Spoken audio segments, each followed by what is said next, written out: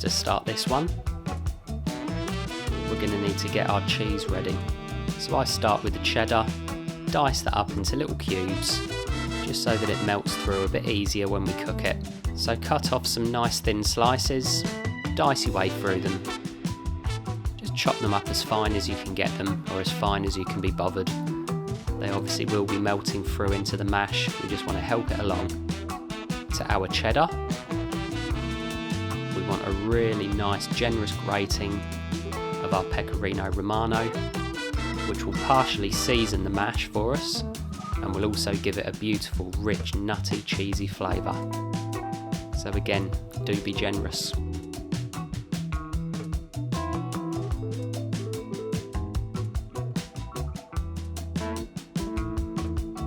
And the final cheese is a beautiful soft goat cheese.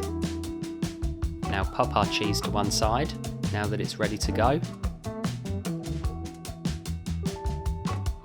And we need to get ready some potatoes. The boring bit. Remove any blemishes, bruises, or any little bits of skin.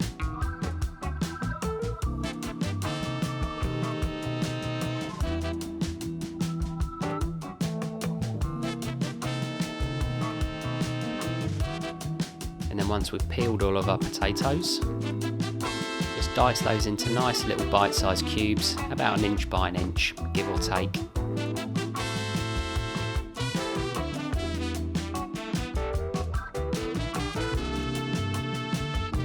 Pop those to one side in a large bowl, be cooked in a few minutes.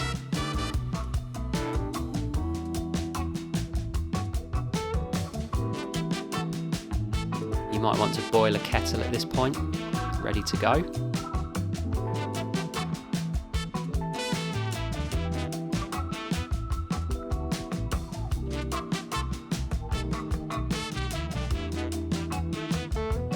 So once we have our potatoes ready, we want to pop a saucepan onto a high heat on the hob, pour in our kettle of water, leave that for a minute or two until it comes back up to the boil. And then we want to chuck in our potato. This will probably take about 10 to 15 minutes. We don't want to overcook it, but we do want our potatoes to be nice and soft. The best way to check is just run a knife through them, and if there's no real resistance, your potatoes are ready. So drain those through, and then we just pop them back into the saucepan and pop them to the side for about 20 minutes, just so all of that water evaporates.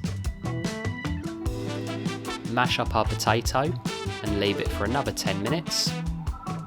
And then the first thing we want to add to this is a nice generous knob of butter. Mash that through.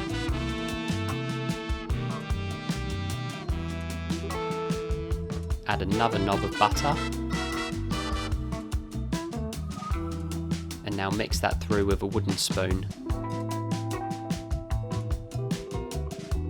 As the butter is nicely melted and our mash is starting to get creamy, chuck in some of our cheese.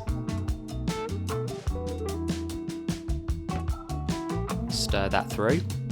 Keep the saucepan over a very low heat, and we just want to mix that through and then season with sea salt and freshly ground black pepper.